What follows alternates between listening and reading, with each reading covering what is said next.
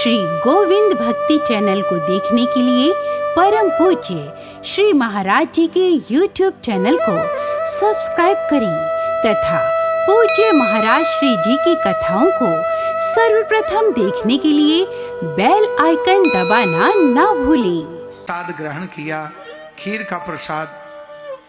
मैया इस प्रकार से अत्यंत प्रसन्न हुई और भगवान मैया की गोदी में बैठे गुरुजी वहां से गए। मैया ने प्रणाम किया, गुरुजी का स्वागत किया, वंदन किया। गुरुदेव आपकी कृपा से लाला हुए हैं। इस प्रकार भगवान अपनी अनेक लीला कर रहे हैं। श्री सुखदेव जी कहते हैं, परीक्षित, भगवान ऐसे 1 साल 2 साल 3 साल बढ़ते बढ़ते 7 साल के हो गए और 7 वर्ष की अवस्था में आयु में भगवान ने 7 कोस के गिरिराज गोवर्धन को धारण किया और 7 वर्ष के कन्हैया वृंदावन से गोवर्धन 7 कोस, मथुरा से गोवर्धन 7 कोस, बरसाने से गोवर्धन 7 कोस और श्री गिरिराज गोवर्धन भी 7 कोस और 7 दिन ही वर्षा हुई। 7 वर्ष के कन्हैया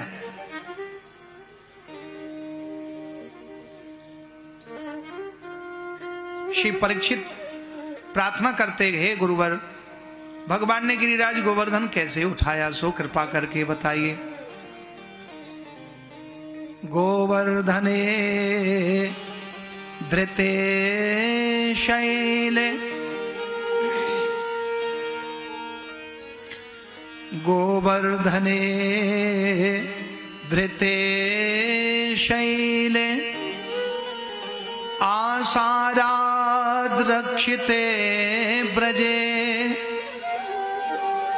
गोलोकादा ब्रजत कृष्णम, सुरभि शक्रैव चा, सुरभि शक्रैव चा। श्री सुखदेव जी कहते हैं, परीक्षित, गिरिराज गोवर्धन का अभिषेक करने के लिए स्वयं सुरभि शक्र एव चा, गोलोक धाम से कामधेनु गाय, सुरभि गाय आई हैं। उन्होंने भी चारों अपने थनों से गिरिराज गोवर्धन जी का अभिषेक किया है। और हे परीक्षित, गोवर्धन स्वरूप स्वयं भगवान श्री कृष्ण ही परिणित हो गए। 2 रूप भगवान ने वहां प्रकट किए हैं। ब्रज 84 कोस में श्री गिरिराज जी को सर्वश्रेष्ठ महत्व दिया गया है। 84 कोस की जो परिक्रमा है वो उसमें विशेष श्री गिरिराज जी का सर्वश्रेष्ठ स्थान बताया गया है।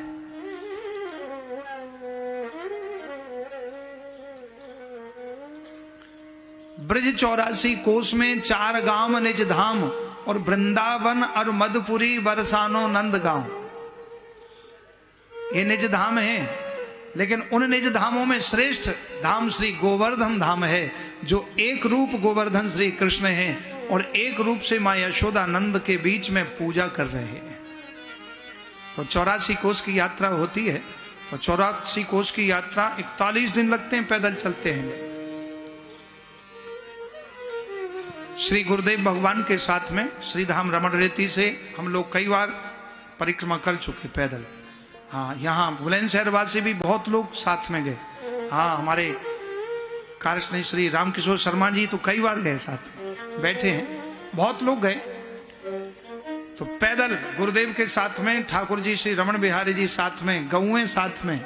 बोलो गिरिराज महाराज की जय। श्री गिरिराज गोवर्धन का दर्शन आप सबको होगा। तो 84 कोस में गिरिराज जी में 3 दिन परिक्रमा रुकती है और श्री गिरिराज जी की परिक्रमा होती है। दूध से, धार से अभिषेक होता है और 84 कोस परिक्रमा करने से 84 के चक्कर कट जाते हैं। 84 लाख जो योनियां हैं, वो 84 लाख योनियों में फिर भटकना नहीं पड़ता। जो गिरिराज भगवान के दर्शन करता और 84 कोस की परिक्रमा करता है। हाँ, प्रेम से बोलो राधे राधे। बोलो ब्रज 84 कोस की जय। 84 कोस की परिक्रमा अब होने वाली है, तो आप सब तैयार रहना। हाँ, हमारे शास्त्री ब्रज किशोर शास्त्री जी बताने वाले हैं। श्री राधे हरि बोल। राधे बोल। वृंदावन बिहारी लाल की जय। श्री रमण बिहारी लाल की। गिरिराज महाराज की जय। जय जय श्री राधे श्याम। आप लोगों के लिए एक विशेष सूचना। 13 फरवरी से लेकर के और 19 फरवरी तक श्रीधाम वृंदावन में श्री किशोरी निवास आश्रम पूज्य महाराज श्री के सानिध्य में श्री व्रत 84 कोश यात्रा होने जा रही है। सज्जनों, हम व्रत 84 कोश की यात्रा क्यों करते हैं? बाबा नंद बाबा की और मैया यशोदा की 85 वर्ष की जब अवस्था हो गई तो एक बार बाबा ने कहा, लाला हमारी 85 वर्ष की अवस्था हो चुकी है, हम चारों धाम की यात्रा करना चाहते हैं।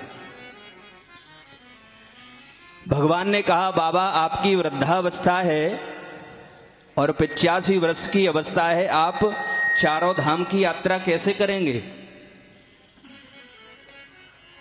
कई बार नंद बाबा ने कहा भगवान श्री कृष्ण से, तब भगवान ने चारों धाम ब्रज 84 कोश के अंतर बुलाया, क्योंकि जो चारों धाम की यात्रा नहीं कर सकते हैं उनके लिए भगवान श्री कृष्ण ने 84 कोश में ही चारों धामों को स्थापित कर दिया है।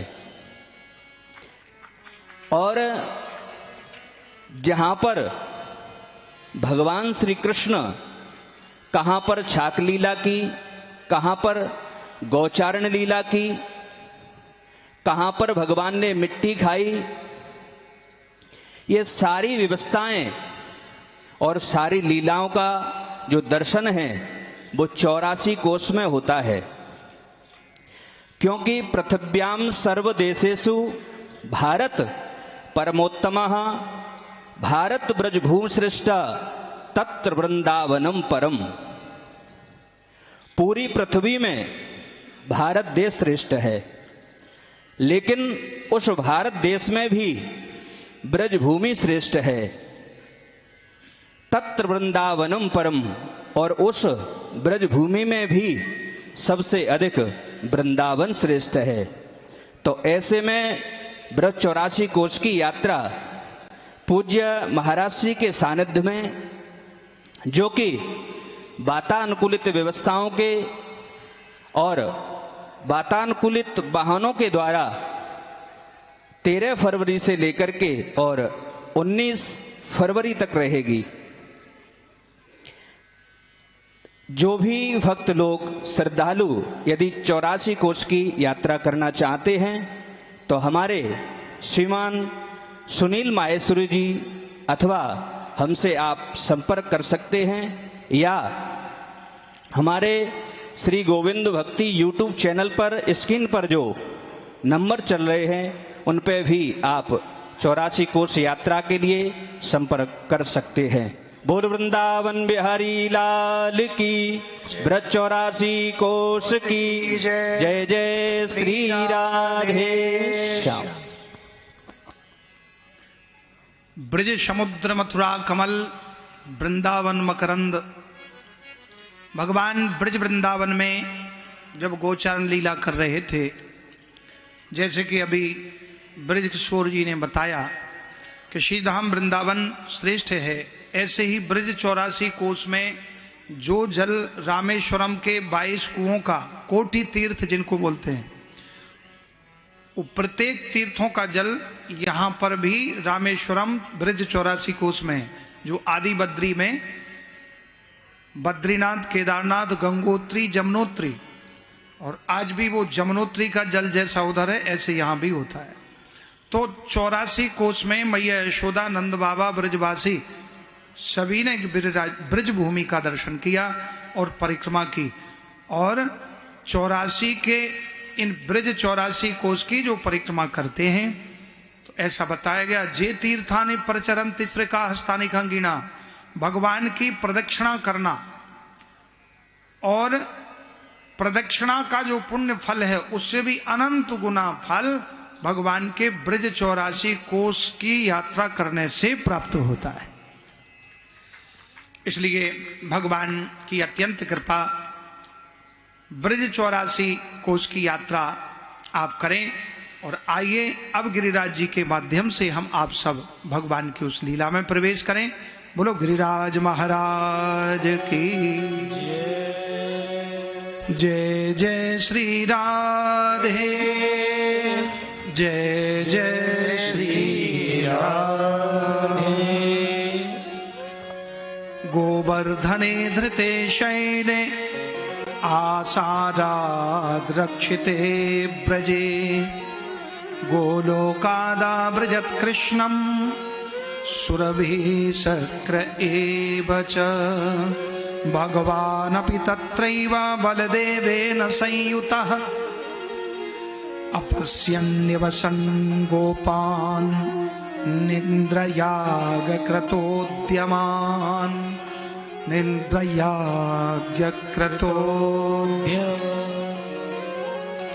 वार्षिक उत्सव की तरह नंद बाबा प्रत्येक वर्ष की तरह इस बार भी इंद्र की पूजा के लिए पकवान बना रहे थे, व्यंजन बना रहे थे।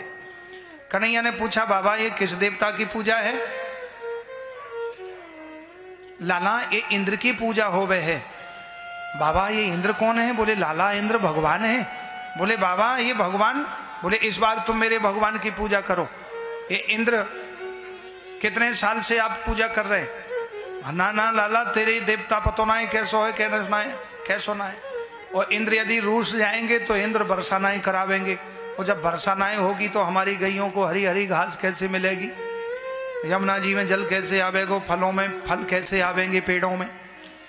तब तक ब्रजवासी सब आ गए, मैया यशोदा, रोहिणी और श्री दामा, मधुमंगल, तनसुखा, मनसुखा, धनसुखा, बल सुबल, अतिबल, तो सखा आदि।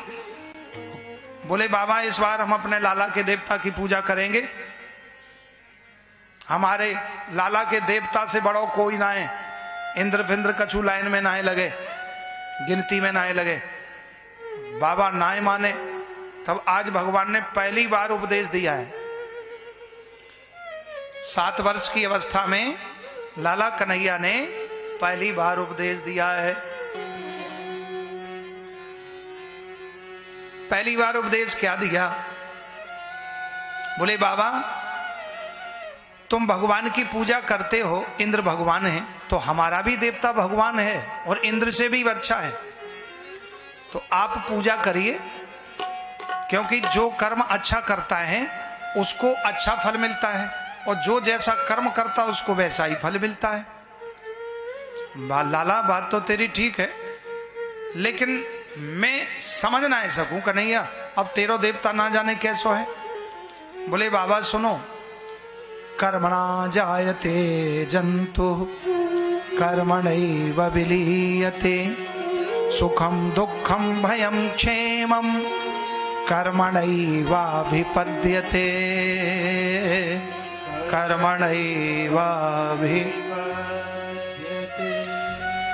कर्मणा जायते जंतु कर्मणैव विलीयते, सुखम दुखम भयम क्षेमम कर्मणैवाभिपद्यते। बाबा कर्म का फल ही व्यक्ति भोगता है। 100 जन्मों के कर्मों का फल भी इस जन्म में भोग सकता है, लेकिन यदि उसने अच्छा कर्म किया है तो उसको अच्छा फल मिलेगा। अच्छा बाबा ये बताओ, इंद्र ने वर्षा करा दी नहीं और तुमने जाके अपने खेत में बीज नाए बोयो, तो क्या इंद्र बो के जाएगा? बोले हाँ कन्हैया बात तो सही है। अच्छा बाबा तुमने बीज बो दियो और जब फसल आई तो क्या इंद्र काट के तुम्हारे घर में रख जाएगा? तुमको ही काटना पड़ेगा।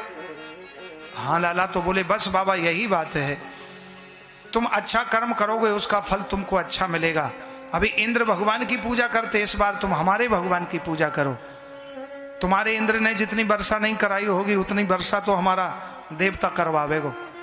और तुम्हारा इंद्र कभी दर्शन देता है? बोले ना। तो बोले हमारा देवता दर्शन भी देगा। तुम्हारे इंद्र ने कभी मांग के खाया? बोले नहीं। तो बोले हमारा देवता मांग के भी खाएगा।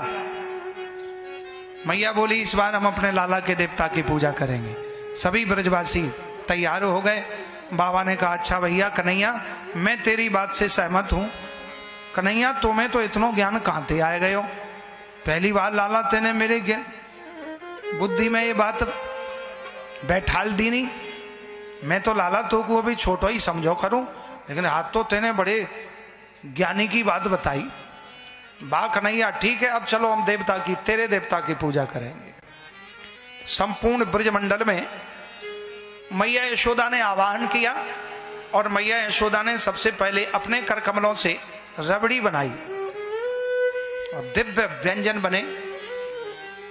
नाना प्रकार के लड्डू, नाना प्रकार के मेवा मिष्ठान, पूरा 56 भोग अन्नकूट बना।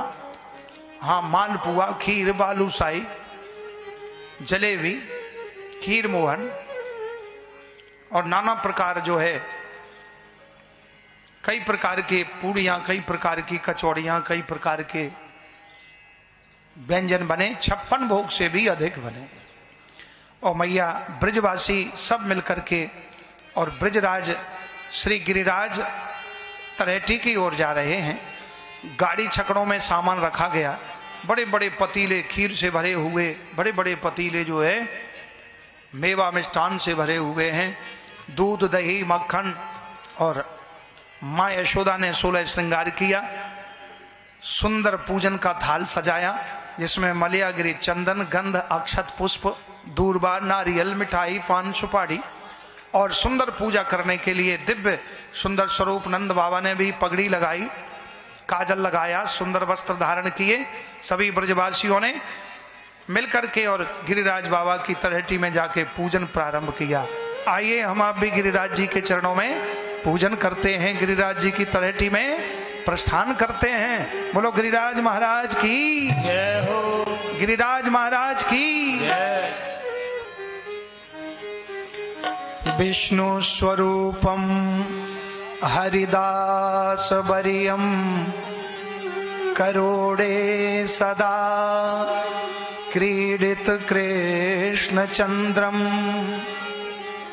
गोगोप गोपी नवनंद पूज्यम गोवर्धनम तम मनसा स्मरामि गोवर्धनम तम मनसा स्मरामि गोवर्धनम तम वचसा वदामि गोवर्धनम तम वचसा वदामि गोवर्धनम तम शिरसा नमामि गोवर्धनम तम शिरसा नमामि। बोलिए गिरिराज महाराज की जय। सभी ब्रजवासियों ने माँ यशोदा और नंद बाबा के बीच में कन्हैया आप ही पूजें आप पुजावे, एक रूप से पूज रहे हैं और एक से पुजवा रहे हैं। आइए गिरिराज महाराज के चरणों में हम आप चलते। बोलो गिरिराज महाराज की जय हो। अरे छटा तेरी तीन लोक ते न्यारी है, गोवर्धन महाराज छटा तेरी तीन लोक ते न्यारी है।